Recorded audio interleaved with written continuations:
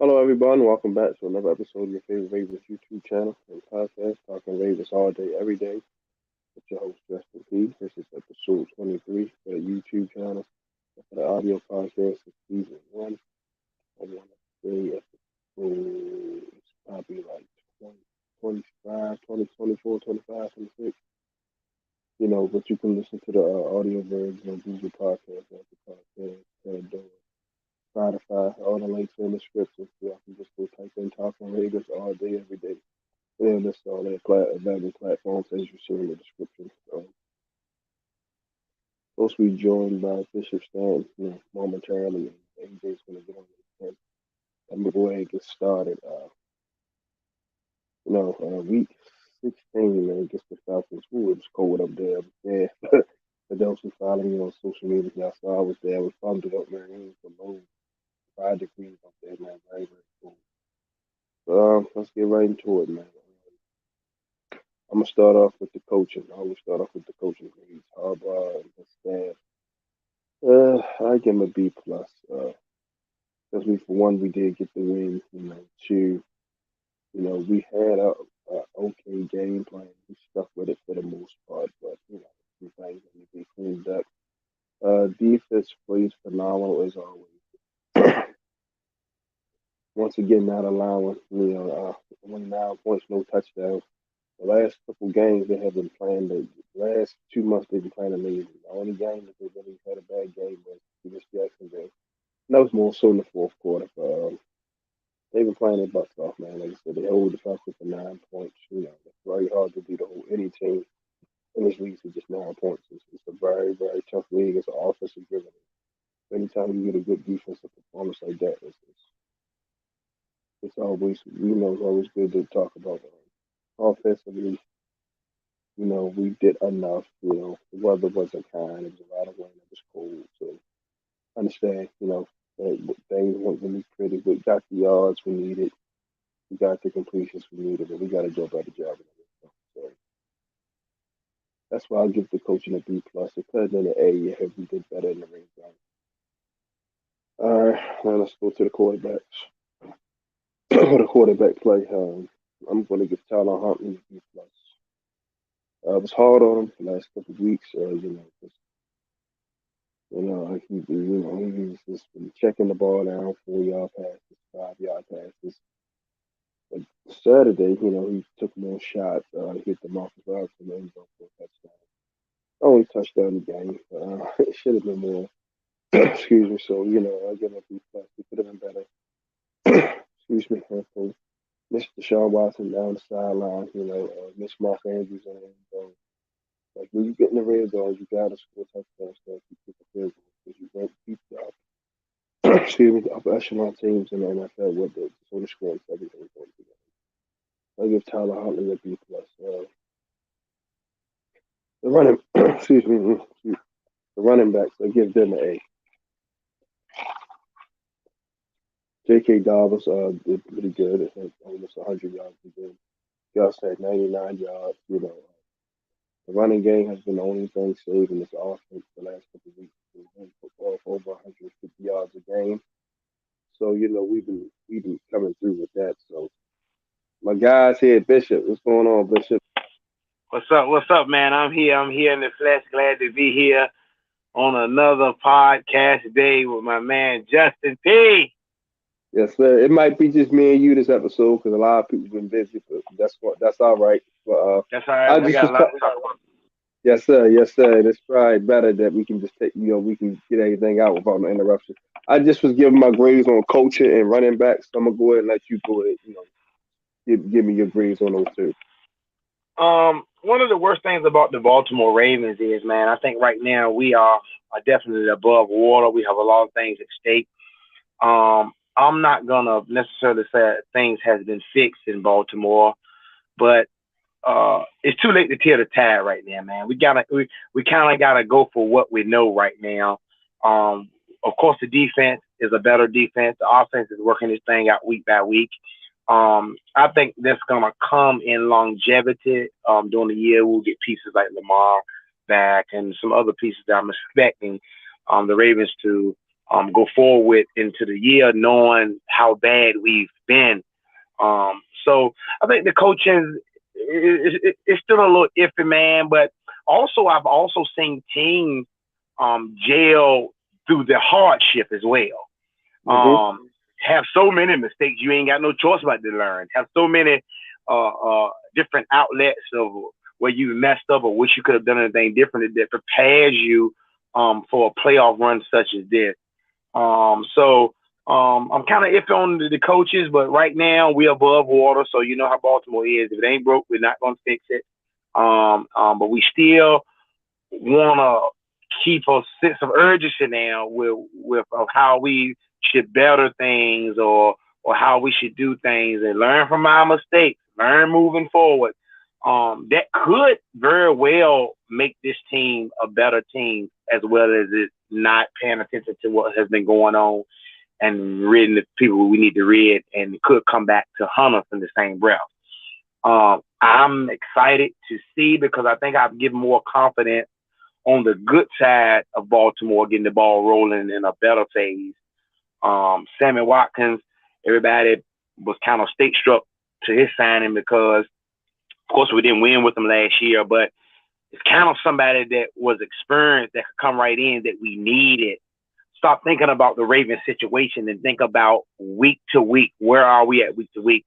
As far as the running back room, every single week that Gus Edwards and J.K. Dobbins makes it, I'm excited and know that there's trouble moving forward.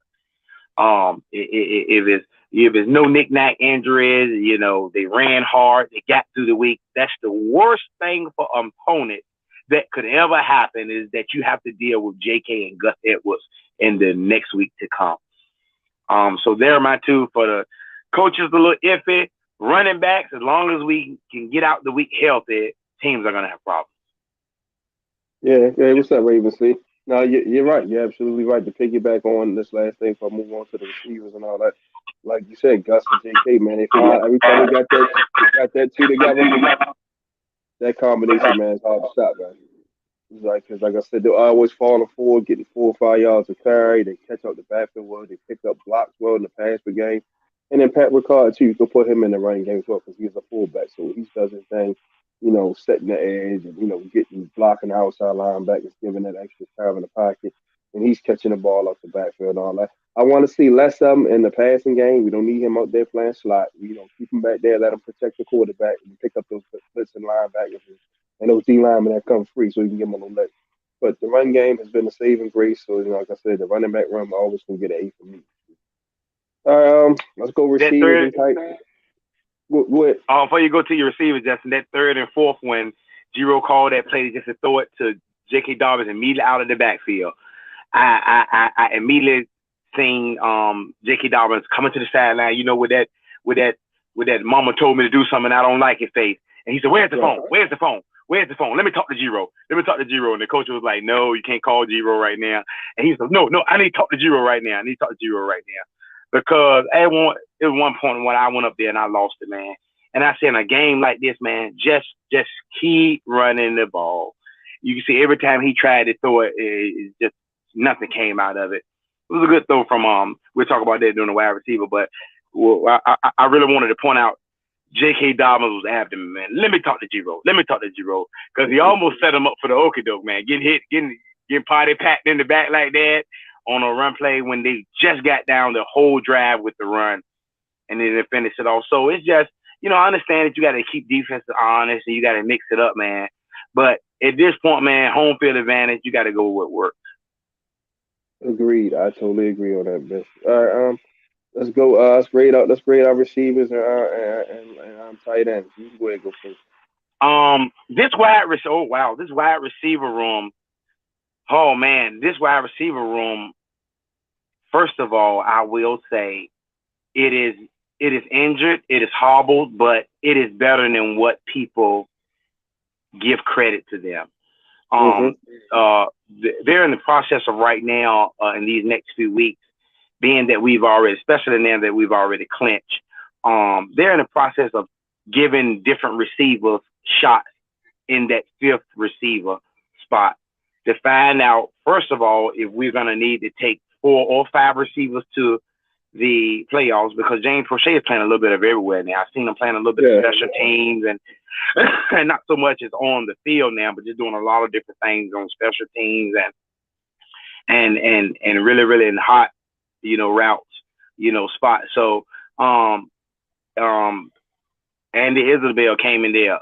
It was a good decoy this week. And some I seen him in some motions, and he didn't play many snaps, but just gonna work.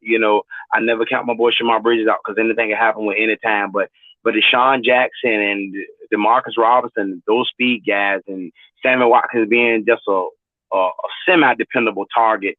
That one thing I like about Sammy Watkins, he has the championship and he has the experience to where no matter where he's at, he's a gamer, man. He wants to play the game. You can tell that and one thing I like about Sammy Watkins, I will credit him, he's not selfish either. He had one catch for 40 yards. That was his only catch, but that was a big catch on that drive. Probably the biggest catch besides Robinson getting it over the top fade and catching that touchdown. But that was probably the second biggest catch. So I'm excited to see what this wide receiver group is gonna do. And bringing somebody in right now, you have to learn the offense. You have to understand that you have to take the back seat sometime when you do.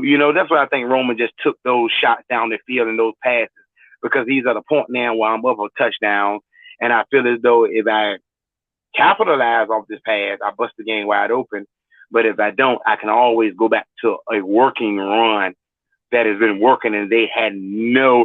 So it's kind of shaky, man, because you could throw those passes and defenses, wow, but we can't all get in the box because they'll go over the top on us. So you can say good versus bad, bad versus good, but hey, like I always say, man, I'm at the phase now that everybody wanted him fired, but it is just too late to do anything now. So that wide receiver room, man, it's coming along. It's coming along with what we got.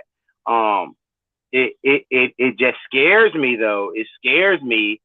I do want to say this, and then I'm gonna let you roll. It does scare me that the injuries have happened to the most two dynamic receivers this year.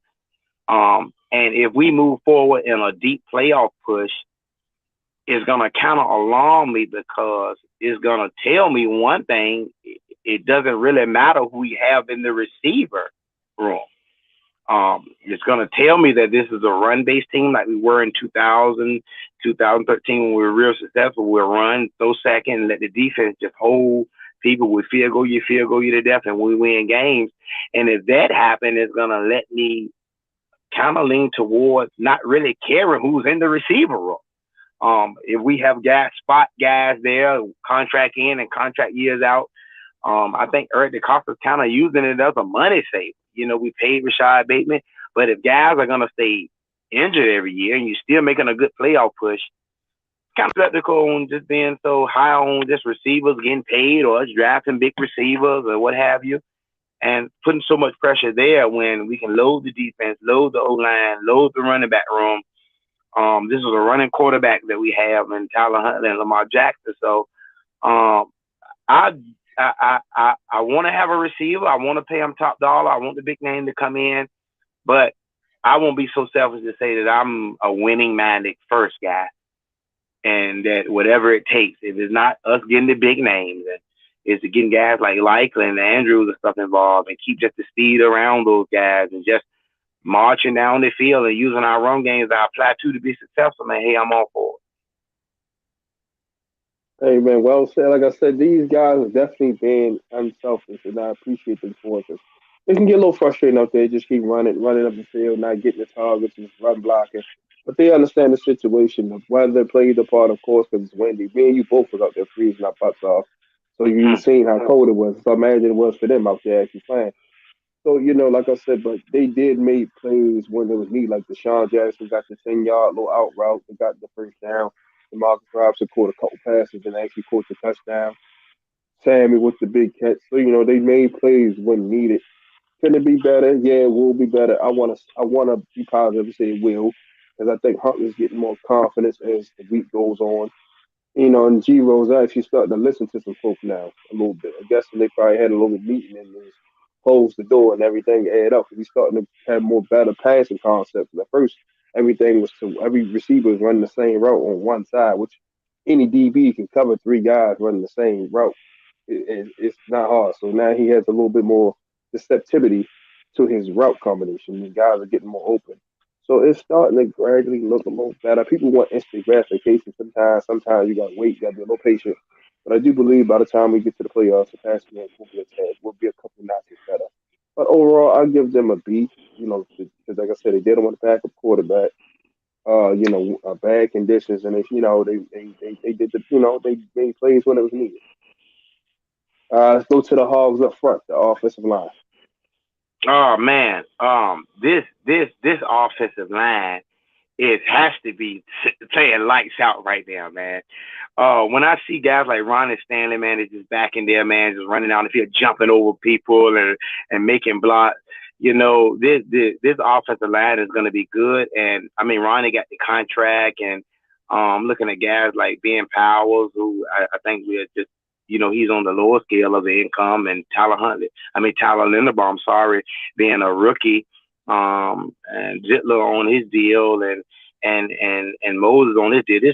This line is pretty showed up in Falele and Big Ben, Cleveland. You haven't heard much this year, but they're depth pieces. They're depth pieces. Tristan C that can move around. Patrick McCarry, who we gave a like semi deal to, who can move around. So the O line is shored up. I definitely go get a guard in the draft this year, but the O line is literally playing lights out. And then I really, really, really give them flowers and credit them when you have two running backs that is coming off major injury and they are protecting them and they are having success with not just first down runs, but break off runs.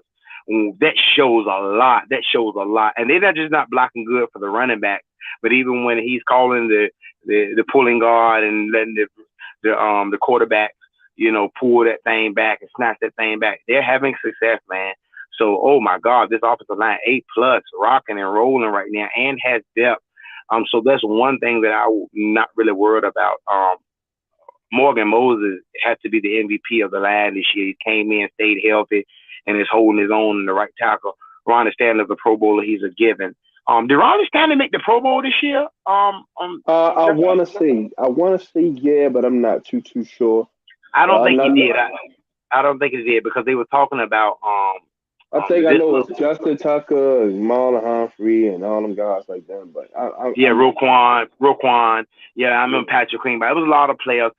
What has happened in Baltimore is we found out through their play that so many good guys have played good this year. Okay, thank you, But agency. yeah, but how when so many guys on, because I know there's a lot of guys on Baltimore that could have very well made the Pro Bowl this year. Right. One of the guys, I think he probably did or didn't make it. I didn't check the really football. I was so mad about it. We guys like Marcus Williams, Patrick Queen, Marlon Humphrey, who made it, Roquan, and a lot of guys. Is a guy that's not getting credit, man, because it probably don't show it in his stats, man. But Travis Jones is playing real good on the front, man. Being that Calais Campbell is out, as well as uh Calais Campbell, Michael Purdy being injured, and the waving of Isaiah Mack really, really, really. I know we're going back to the offensive line. I'm gonna let you go, but the waving of Isaiah Mack was real, real, real, real. Put my antennas up because Calais Campbell hasn't got back yet, but that's showing me a sign that those guys are getting ready to roll. I seen Marcus Peters walking down the step, walking a little ginger, but we've clinched. The guys got time. We'll see if they come back. And they do have time to make that, but the offensive line is great right now.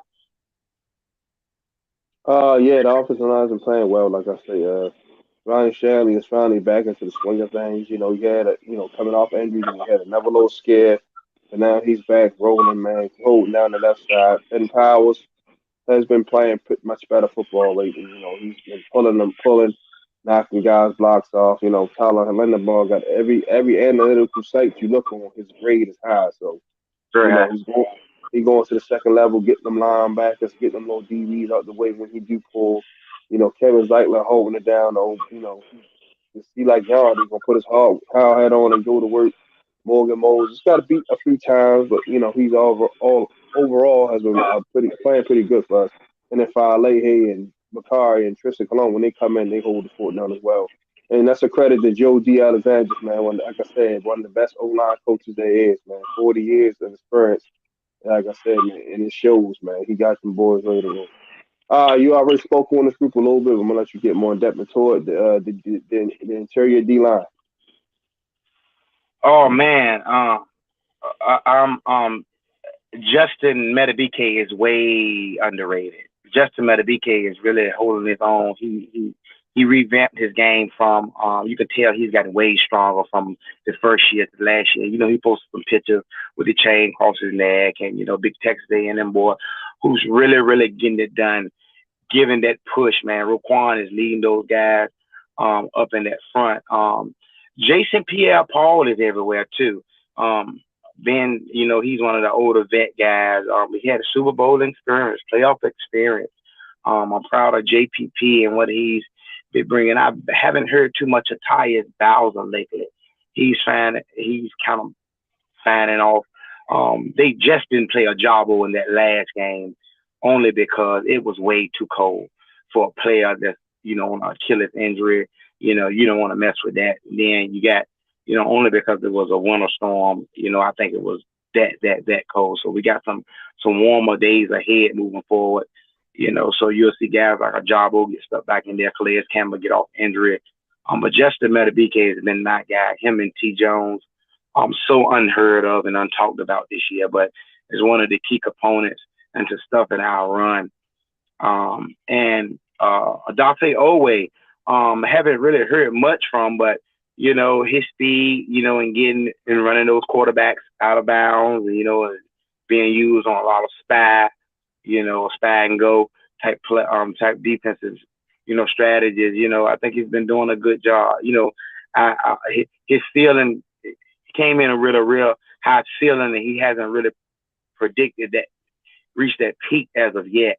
But the kid is just a second year, so I'm just waiting. He was injured a lot last year, and so this is his first healthy year, and sometimes doing your job is good enough. Some people expect kids to come in and because they drafted so high, you're automatically supposed to be a Pro Bowler for me, and that's just not the case. And then sometimes sometimes you play in the light of other players around you, which don't make you as good because you got guys like Roquan and Marlon Humphrey and Marcus Williams and guys even in like Kyle Hamilton, Patrick Queen, that's getting the spotlight, so you don't really hear the name much, but I think he's doing his job. And they're shutting the run down. That's making them go to the passing game, and sometimes we have more weakness, seems like in the passing game than the run defense. But one thing plays in light of the other. Once you have a good run defense, it starts where there are plays now where they have to put the ball on the in the air versus the ground, and so it's making it easy for our defense. And a lot of people, a lot of opponents, a lot of coaches are saying that this secondary is holding their own, and so it's real hard for them to kind of get a rhythm to go downfield on the Baltimore Ravens defense now. And so I think it's starting with that D line, then of course that star-studded linebacker group is coming in playing good football. Yeah. To pick it back off what you just said, man, them guys up front, man, they're battling their butts off, man. They got gashed a little bit, but you know what's going to happen. The Atlanta Falcons, they practice, they put their pads on the same way, they get paid the same way, so they're going to make plays. Man, you know the game, we played the game, and I coach again, so we understand. Like the casual fan, thing, you're not going to hold people to 0 yards all game. It's just not going to happen. I don't, it's just the National Football for a reason. Every team that's playing is a paid professional, so they're going to get some stuff. But with that being said, they got the stops where they needed, the 4th and 1s, the 4th and 3s, the 5. They caused a lot of pressure. Desmond Ritter played well enough for his first road start. I got to give him a little credit. But we still got after him, put a little pressure on him. Didn't get a whole lot of sacks, but we caused a lot of pressures, threw awesome timing routes. So, they made a lot of tackles for loss in the backfield, stopping the quarter out Patterson, who only had 17, 18 yards. And then the rookie they got Ellinger, he had an okay game, but we still got the stops when we needed it. So them big boys up front get an A for me. They played pretty well, man, despite not having Calais Campbell up there. All right, let's talk about the edge rushers, man, the outside linebackers. Yeah, man, I'm almost like Coach Harbaugh when he said, "Oh my God, we got so many guys, man. We just these since the bad week, we kind of we didn't get our job back to recently, but so I think he's good, man. But it's one of those years to where we got to go with who's rolling hot.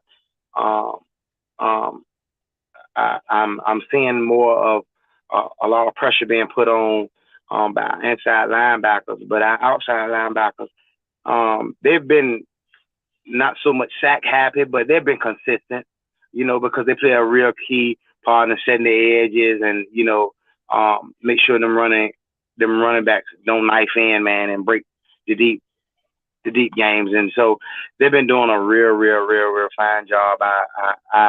I don't have nothing good to say about them right now because I haven't seen them as flashes. I know they could be, but I don't have nothing bad to say about them as well. I think they've just been holding their own. Defense is it's such a collective. It's such a collective ordeal. Everything has to happen right. The front got to get pushed. Your linebackers got to contain. They got to be able to go over the top and walk, running backs down when they get into the second level.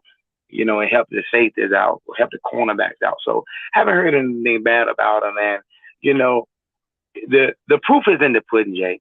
Like the proof is in the pudding, man.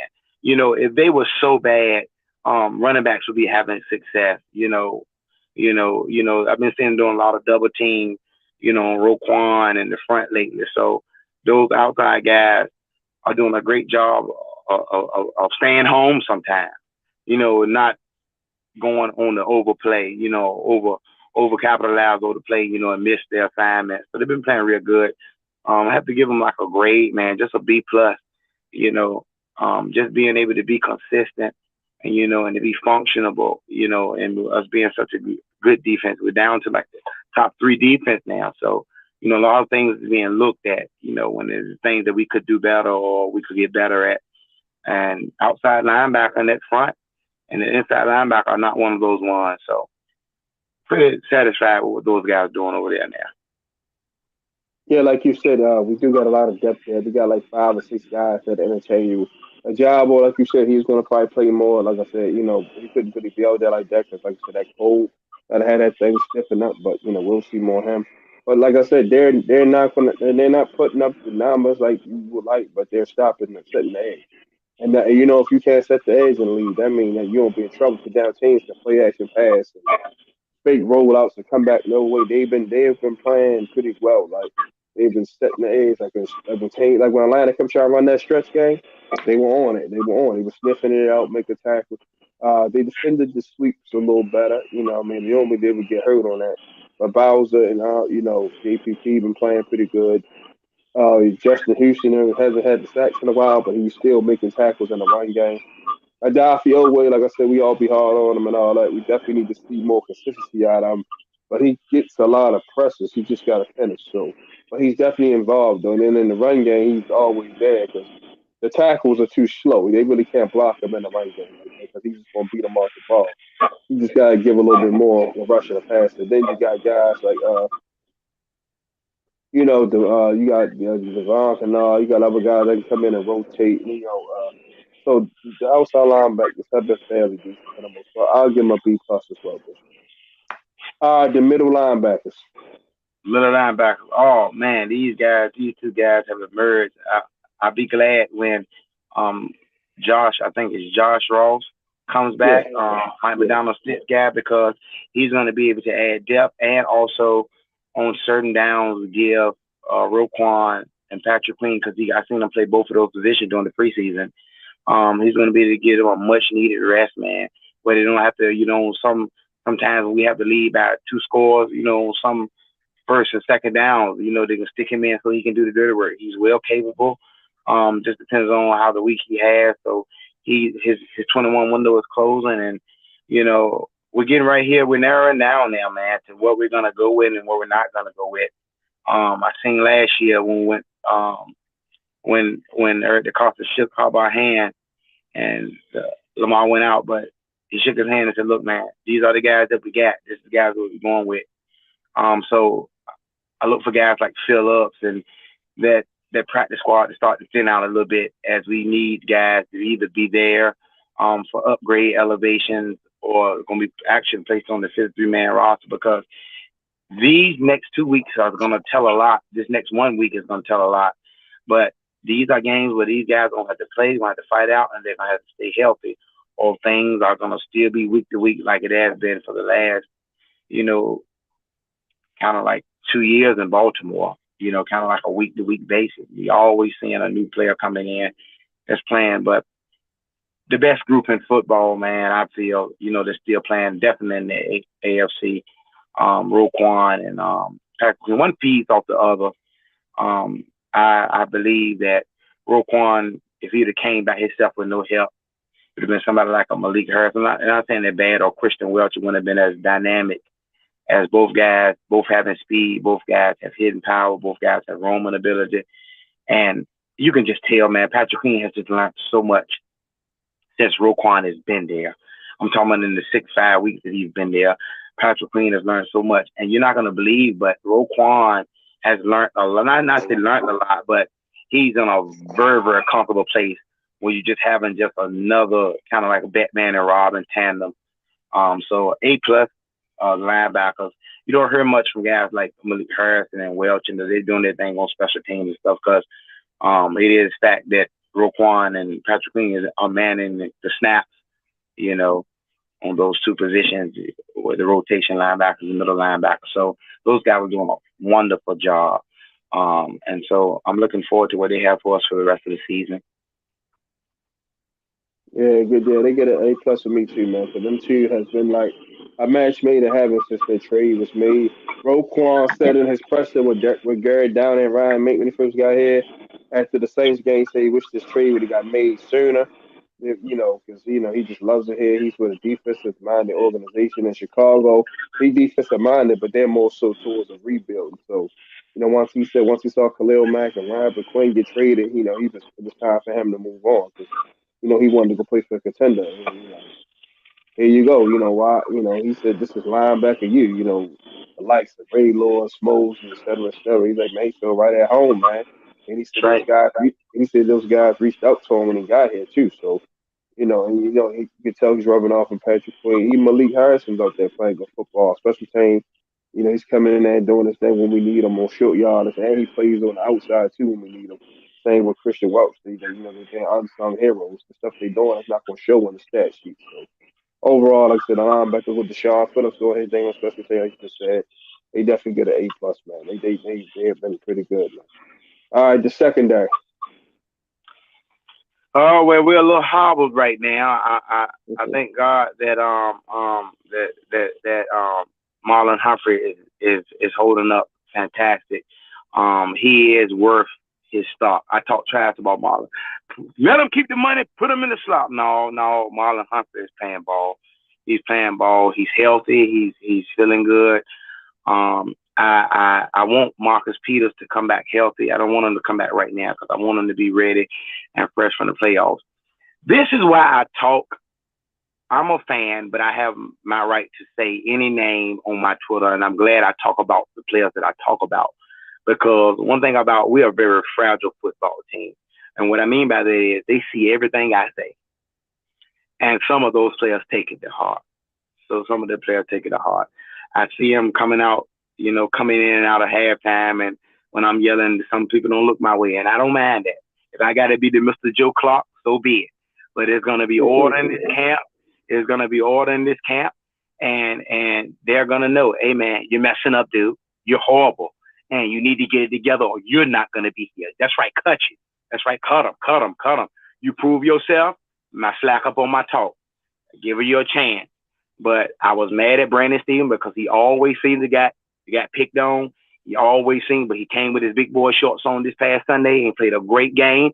And that's what need. If I need to talk a little trash on Twitter And it's a God honest truth. I don't sugarcoat anything. But if that needs to happen and you need to check your game, sometimes, man, a lot of players get their money, they get in place, but they forget to do this one thing. Michael Jackson said, I'm talking with the man in the mirror.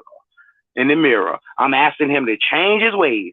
I can do a little bit better than this. And you got to take that stuff to heart, man. A team keep picking on you, fan base keep talking about you online. Look, man, it's time for you to man up and play football. And they did that. I'm giving them an A.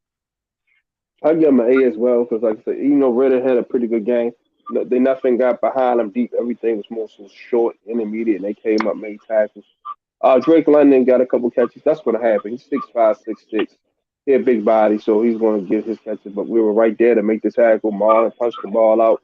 So like I said, we made some stops when we needed to. They came up and tackled in a run game, so they definitely get an A for me, man. They've been playing pretty well the last couple weeks. They haven't really gave up no long touchdown in a while. Special teams. Special team. Man, the O-line has forget that we have to still block for the kick, man.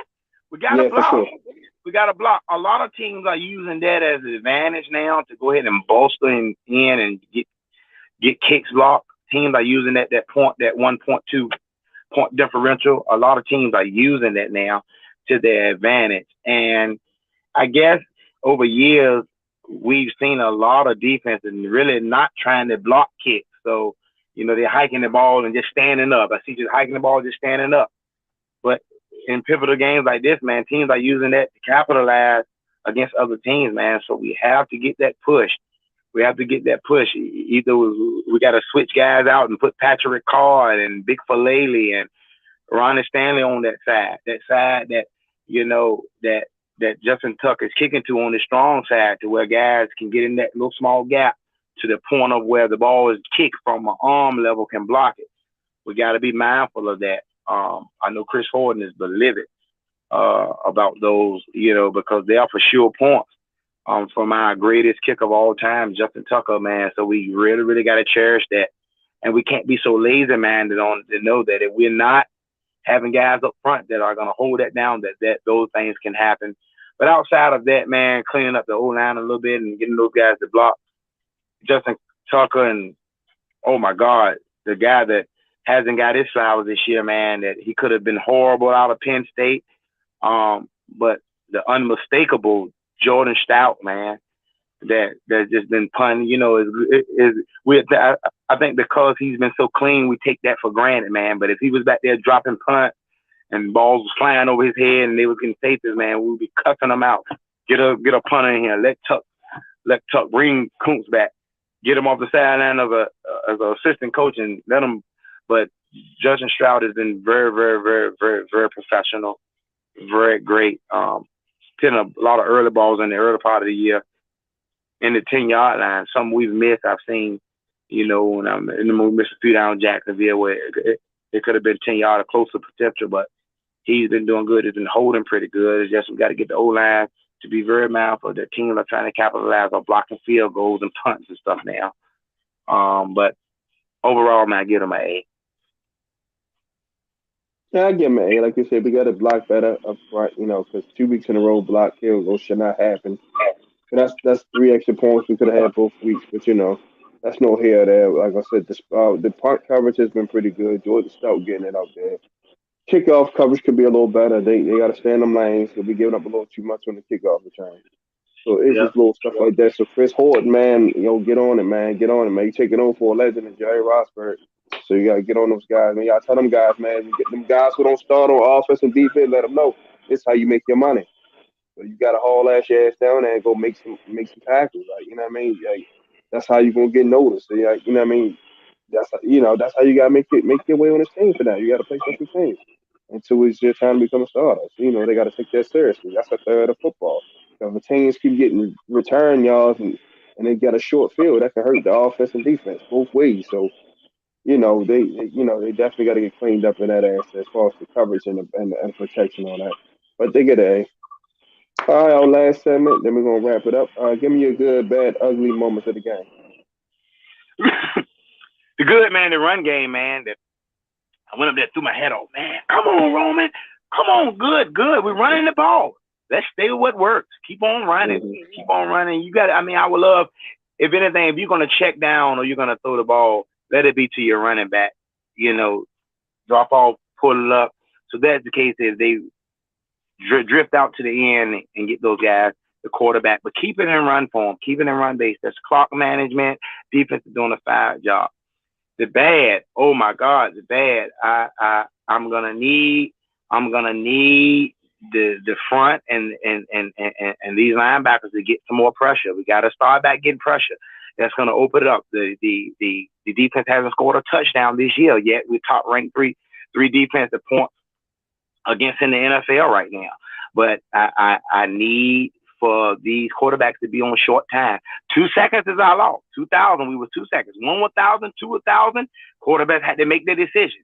We got to get that pressure. We got to do whatever we got to do. Get guys in, rotate them in and out, keep them fresh. But we got to get pressure on the quarterback. That's the bad. And the ugly, man, the ugly is just a situation that's going on with our coaches, man. I don't know, Justin, what's going to happen, but I will tell you that it's going to happen. Whether Greg Roman is going to have success and we're just going to look back down the road and say we should have been let him go. But the ugly thing is, man, we just don't know right now. The quarterback situation is ugly as well. What do you do? Do you keep your franchise quarterback healthy and wait it out to the playoffs, but him be out of rhythm and not having no touches, having not played in a while, and go with Tyler Huntley? So just the coaching part and the quarterback situation is so ugly. You know, Lamar not getting paid, and is he holding out? Is he gonna come back to practice? Does he want to play? Does he want to risk it? And so I'll leave that there, man, and we'll see what happens in this Sunday night matchup against Pittsburgh. Yeah, well said, Bishop. Is always good. The running game, the offensive line, and the defense. Those are the good. The bad, you know, the block field goals and stuff like that. Missed opportunities in the past game. The ugly injuries, you know, as I said, no Calais Campbell, Marcus Peters, Kyle Hamilton been nicked up. Then we had a couple other guys get nicked up. And then silly penalties that keeps the drives going when we get them off the field or stops the drive. And red zone offense. We got to score touchdowns in the red zone, man. 'Cause like I said, I don't know how many times we can win 17-9, especially when you play the likes of a Cincinnati, likes of a Buffalo, likes of a Kansas City or a Chargers. Like those guys that can score points. So we definitely got to get TDs instead of field goals. Only time I want Justin Tucker out there to kick an extra point usually. So we got to do a better job of getting in the end zone. So that's my good, bad, and ugly now. So, all right, Bishop, give me your closing remarks before we get out of here. My closing remarks, man. Listen. Let's watch this season, man, very, very, very closely, man. Kind of glad that game got flexed because everybody else kind of get to play first, and we kind of see. I'll definitely come on next week because I will give you a final disposition of what's getting ready to happen. Right now, I won't say anything. The first thing, I won't say anything because I don't want to expose my hand. Secondly, I don't want to expose my hand. I want to expose the Harbaugh's and the Costa's hand. I'm not going to tell you what we're doing, but we're doing it. We're going to do what's best for Baltimore moving forward. And being that the Bengals play the Bills on Monday night, we won't see until Monday night how that playoff picture is set. It could go either way. And we may jump to a higher seed. You just never know. Being that team. So this thing is not over yet. The key thing we need to do is work 1 week at a time, win football games, and then as we win football games, we can play it 1 week at a time and play it that year. That's not with our football game and our philosophy and our plays. That's just with our players. Players that are going to play, players that are not going to play. What seed are we going to have? Who we're going to prepare for? And we want to know that outside of this week, man. So hey, I'll see y'all guys Sunday night. We'll be all ready to roll. And Chargers won that game against the Colts. So, you know, they pushed it on. They pushed this race on. I would love for the top guys in the division that, you know, didn't make the playoffs as far as winning their division because the seeding has been so high with guys like Buffalo, the Kansas City Chiefs, and, you know, and the Bengals. So This week is gonna tell a lot with the Ravens flock, and we're gonna play it by ear. We're gonna take this one game at a time. We're not gonna rush anything, and that's what I will say. And I urge the Ravens flock to get your seat early Sunday night football. Breland is performing at halftime. We need everybody out because this is a must-win game. I don't expect Lamar Jackson to play, only because we've clinched as of right now, and we'll know things better during the last and final week versus the Bengals, whether we hold up or fold up. So it's always good to get on here, man, with you, Justin, man, and politics and talk good Ravens football, man. I know I'll see you this coming. I supposed to have sat with you last time, but it was too cold. I got in my seat. I squished my hand Yeah, warmers in my pocket. I was waiting on you till I started to call you, but my hands was too damn Man, cold. listen, man, it was so cold. My feet don't allow me to walk in the stadium and to my car, man. I couldn't move nowhere else. I got a hot dog and a beer, and that was it. But I'll make it up to you, man, and make sure I come see you during the Pittsburgh. It's always a blessing, man. And I'll see you next week. Yes, sir, man. Thank you. Like I said, it's always good to have you on. I try to have y'all on much as possible. You, Hindu Ravens online gatekeeper, all y'all bring good energy and good perspectives because we don't always going to agree. We're not going to always agree. That's a good thing. But at the end of the day, we all rooting for the same team. We're all a family. That's And that's exactly. and Shannon too. Baby, we gotta give her some love. She'll be on sometime next week. She's on business day. But yeah, man, it's always good to have y'all coming here. We call you the flop president for a reason, man. You hold it all together, man. And like I said, I Yeah, just look forward to getting the win Sunday, man, so we can, make our march to win this AFC North yeah. title. And then Jay, for the last topper, man, it does good, man, that we be at these games, man. We're just not watching it from our television set. That we are really inside where I can get into depth. I can listen to players' conversations, see how they walking when they coming off the sideline, so we can really give you like an authentic, genuine podcast talk about what's really going on, man. So, hey, man, I'm looking forward to the future, man. And Ravens playoff football.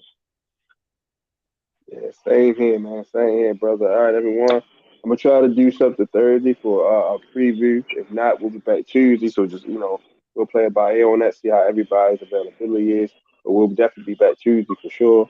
Y'all have an amazing Tuesday, man. Y'all guys, for those who weren't, watching it live, go check it out on the audio version. YouTube, of course, Talking Ravens all day, every day. And then the people that was in the chat, man, definitely shout out the Ravens C, Hindu, Cam Rue, one of my other co-hosts. He was a little busy today doing his thing. And, AJ, of course, he was a little busy today. So, yeah, man, y'all have an amazing Tuesday, man. For your host, Justin P, and my special guest, Bishop Staten, the Ravens flock president. Make sure y'all trade, talking Ravens all day, every day. If I don't see you guys Thursday, I'll see you guys definitely next Tuesday. We Yes, out. sir. Love y'all. Peace.